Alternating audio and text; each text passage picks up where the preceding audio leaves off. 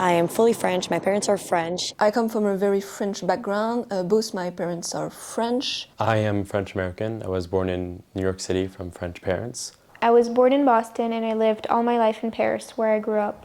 I was born in New York to Iranian parents. I moved to Paris when I was 2, and I've lived here ever since. And so at home, we've always talked Persian, so Farsi, and also French as well on the side. I'm half Thai and half French, so my mom is Thai and my dad is French. My parents are Russian, and so I speak Russian with them, but then I was born in Canada, lived there for 4 years, then moved to the United States where I lived in California for 4 years, and that's where I learned English. And then I moved to France, and so since C2 up until now I've been studying here and learning French after adaptation. Both of my parents are French. I came in the school in 6e where I progressively learned English and became fluent. I come from a very French background. My whole family's French, and I have spoken French at home forever. I was born in France in 2007. I was raised there for 17 years, but I have the American nationality via my mother, who is from Boston. My family is entirely French. For most of my childhood, I grew up in France. I started school in England, in London, and then I moved back to Paris. I joined EJM when I was in CE2, and I've been there ever since. I'm studying here at Columbia University in the city of New York. I'm going to be studying finance, most likely with a minor in philosophy. I'm starting a course in Paris of computer science in a prépa intégré where I'm going to study informatics for 5 years to become an engineer. I'm going to Dartmouth College, an Ivy League institution in New Hampshire in the United States, to study neuroscience. I'm going to be studying l'Université de Paris-Saclay in Orsay. I'm doing a double licence physics and chemistry at the same time. I officially accepted an offer at Lycée Saint-Louis, a classe préparatoire scientifique in maths physique and sciences de l'ingénieur. I'll be joining a double degree between Sciences Po Paris and UCL, studying there for the next 2 years in Paris and the 2 years after that in London. I'm studying at Columbia University at the engineering school, and I'm hoping to major in computer science with a minor in applied mathematics. I'm doing a classe préparatoire scientifique at Henri IV. I'll be attending the 5-year global dual degree in engineering between École Polytechnique and Columbia University. I'm going to UCL to study management science, which combines mathematics, a little bit of computer science, as well as engineering. The AP exam were really different from the rest in terms of structure, so MCQs, short answers, etc. What I enjoy the most is the fact that it teaches you to have some very well-structured ideas in a very short amount of time. And at first it was a very challenging experience because obviously 2 hours and 15 minutes to write 3 essays is pretty complicated. I thought it was interesting to learn how to read and be able to answer quickly, which really was an important part of both courses. I think even the opportunity to be able to take APs is a great one, especially if you'd like to study abroad. I know for American schools to apply to US schools, it was a really great skill to have because it gave US admissions officer more of an insight of your skills on a scale that they're more used to. I took AP European History and AP English Literature and Composition, and I got 5 in both of them. I think in AP History, this might be a little controversial, but I really liked what Mr. Ferrer would call the unicorn point. It was the complexity point, which is kind of impossible to get. It forces you to think outside of the box, and I think obviously it's really difficult to get, and you're always kind of annoyed that you're not getting it or you don't find examples, but it makes you kind of, again, form comparisons and contrasts that you don't necessarily think of when you're just writing a historical essay. So, I mean, you wouldn't necessarily think to compare the Renaissance to the French Revolution, but then the second you're writing your essay and you find this comparison, you see connections in history, you see how history repeats itself, which is what we're constantly learning. You're searching for a new meaning in history. And the Terminal History and Geography program wasn't the least bit less interesting than the AP. I really loved that each period of the 20th century was taught chronologically to show the logical sequence of events.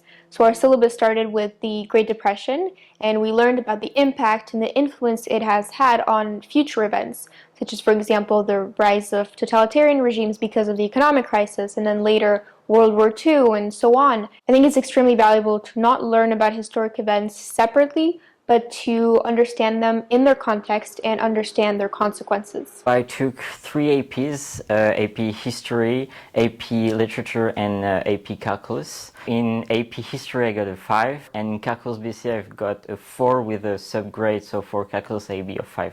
We're doing Calculus BC, but there's also Calculus AB, and the difference is that Calculus AB is more what we're doing in Math Sp, but BC is the same as AB but going further.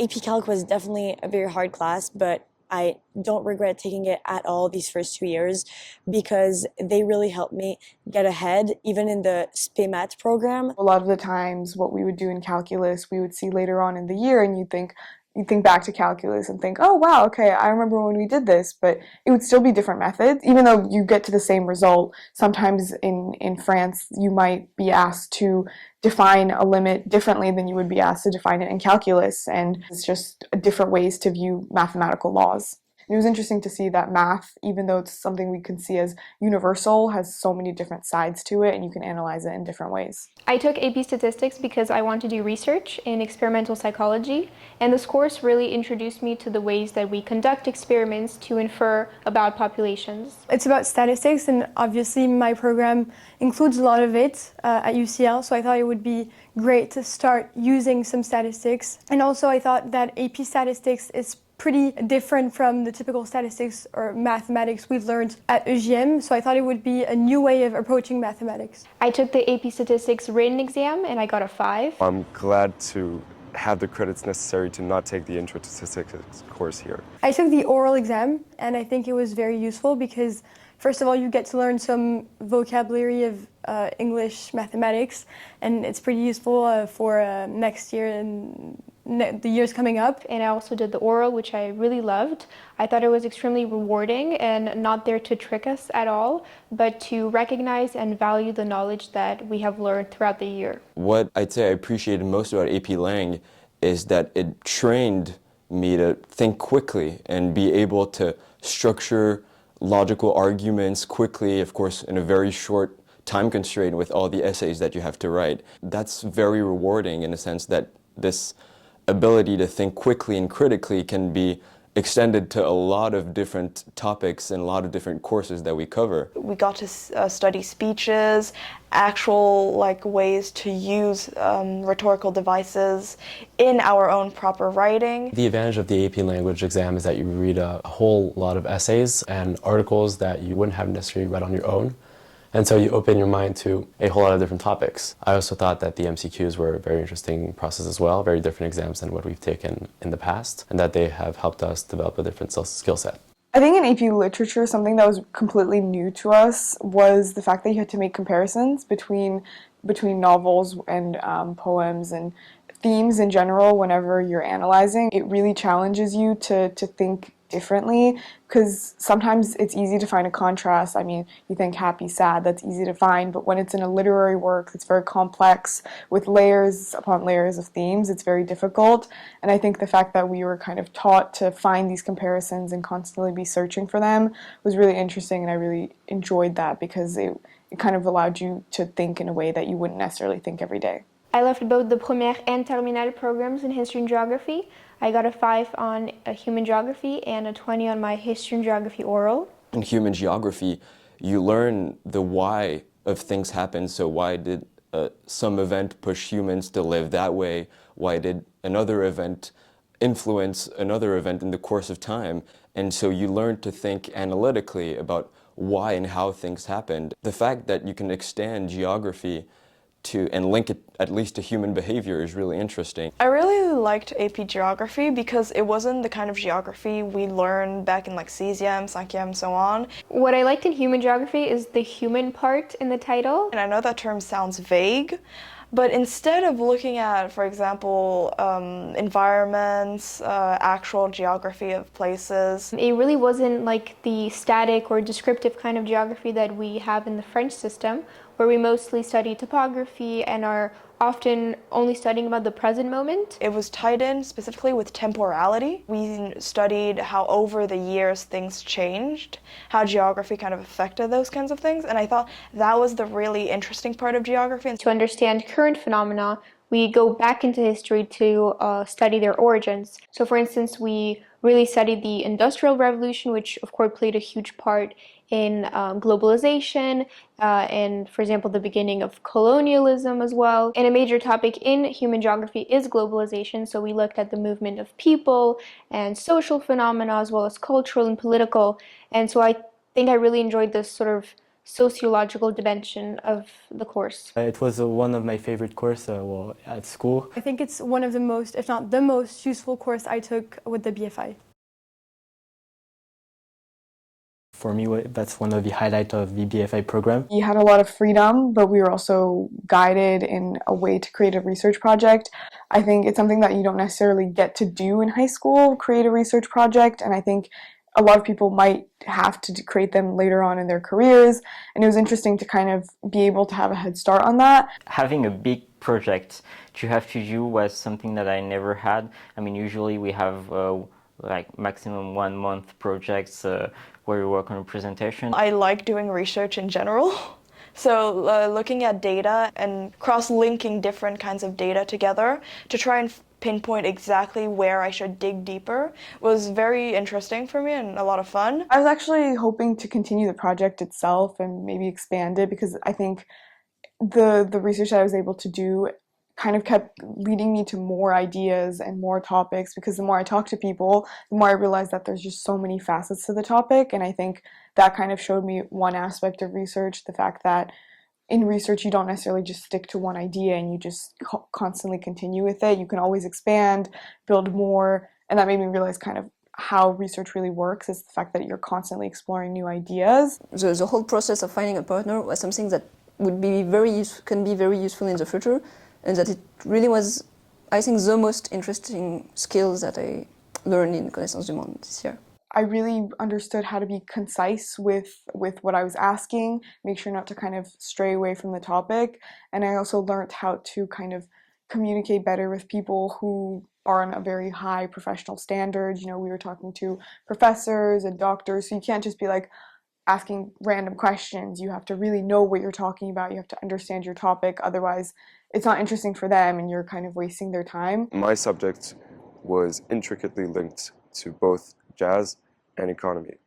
And for this reason, I contacted a Nobel Prize winning professor at Yale. I thought it was great because we could add some of our personal interests in our education. The whole thing is about, meeting new people and learning about some real-world concepts. My research question is what measures are taken to keep schools safe from shootings in the United States. What interested me the most is discovering all the psychological side behind school shooting prevention. And I also loved working with my partner. So she's actually a school shooting survivor. I enjoyed working with her because she's actually my age, and so it made connecting with her extremely simple. I met her at a summer camp totally randomly, and she was really a match for my topic. She was extremely nice, and she's now one of my closest friends, so that's why I love this program. You spend your time working on things that you like, that you're passionate about, and it renders the whole process very easy and actually fun in some way, because then you have actually to report on the big project that you made after the 2 years. I would say it's really fun if you want to talk about it and you were able to enjoy the whole process. At first, I was very scared because I'm not very confident usually in oral presentations, and I have a lot of anxiety personally doing that. But I think that it was good in the sense that it really helped me overcome that anxiety. At the very last oral, I was way more confident than going into my very first mock orals. So I think that is a skill that's very valuable. One tip that I would give would be that the basic thing is to be very, very focused on knowing your materials. So for English, you really have to know the books very, very well. When you know well subjects, it's easier to show it when you're speaking in an oral, because you show that you're confident and that you know your subject. The conversation format, especially the questions part after the presentation, really allowed us to show the extent of our knowledge in a very free way. We weren't imposed certain examples or case studies, so each student could draw on their own knowledge to show understanding. The examinators could ask clarifying questions if we said something that they didn't quite understand, which isn't something that's possible in written exams. They could also ask follow-up questions to see if we understand the topic on a deeper level to perhaps give us a higher grade. And so overall, the impression that I got is that the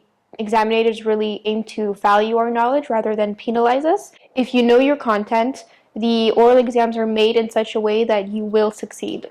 I think the actual exam is much less scary than what it looks like at first sight. The fact you've got some contact with somebody while taking an oral exam, I think it helps because there's a sense of reassurance talking with somebody. I think the BFI conceptors made a very smart decision by prioritizing the oral experience. I had a lot of fun doing them personally because I love talking. I had a 20 out of 20 in the English oral, 18 out of 20 in history and geography, 18 out of 20 in the Grand Oral.